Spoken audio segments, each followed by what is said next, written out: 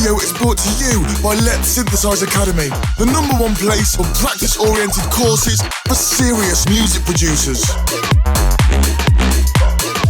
Hey, there Larson here, welcome to the newest Synthesize Sunday episode, and today I want to show you a few tips how you can mix and what you can do to make the old school break loop that you have and that you want to use sounding modern and punch through the mix through this little groove I made.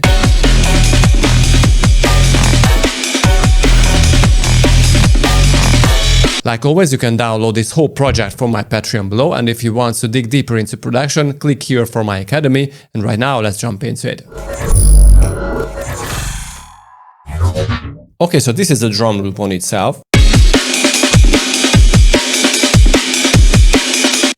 Pretty fat. Now obviously if you want to use a very old break loop, in this case the Amen group, that does not have that very punchy kick, does not have the very heavy snares, you need to layer, or you need to be very tricky to make it work.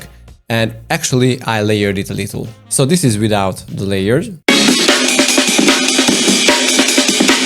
So what I did there is I chopped the very lows of the loop and I replaced the kick, so basically I just put a kick layer onto it and a very tiny snare layer, and both of them were low pass, you know, to chop off the very heavy clicky transients. You just don't want that, and it just works. I had to chop the very lows and I wanted to add a little more middles to cut through the very heavy basses.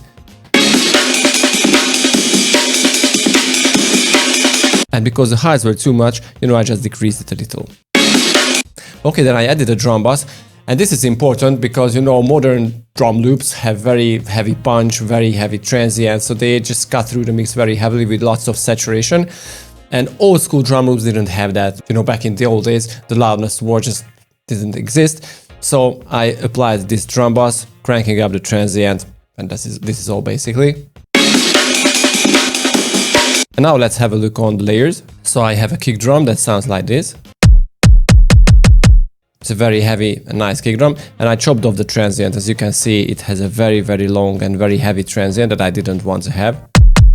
And I applied a low pass filter. Without that, the noise is a little too much on that. And I applied this dip around 300 Hz because with the saturation that I applied to the filter type, I created a little too much middle bass energy, so I had to chop it off a little.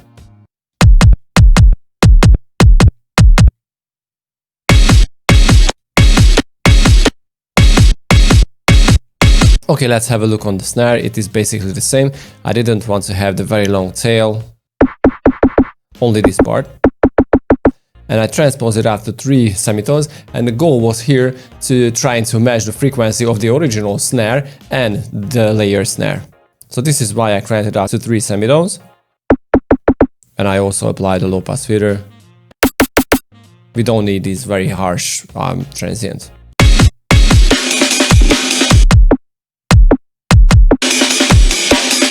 Now on the group I applied a multi-band compression preset from the multi-band dynamics device, where I added a little more lows.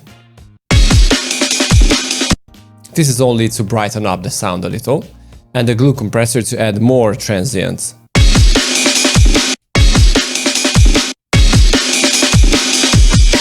Okay, then an EQ8 to decrease a little that very harsh and very annoying middle high frequencies. And a saturator to the end to avoid digital clipping. So this is all. This way your Amen groove will cut through the mix very nicely. And then the last step that I did is to apply a sidechain on my bass loop, because this is a very heavy bass loop.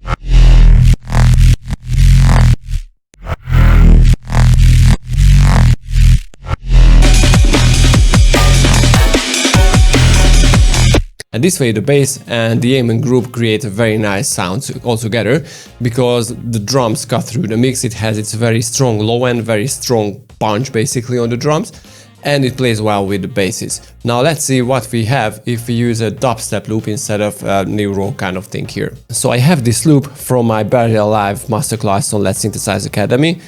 Click here if you want to check it.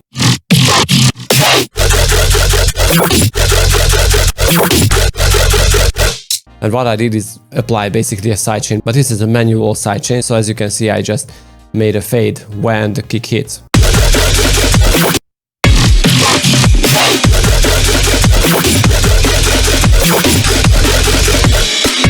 So let's wrap up. If you want to make your break loop cut through the mix very heavily or very nicely, you want to add layers, probably want to add layers to the kick and the snare to make it like really punch, and it would need some very heavy presence into your mix.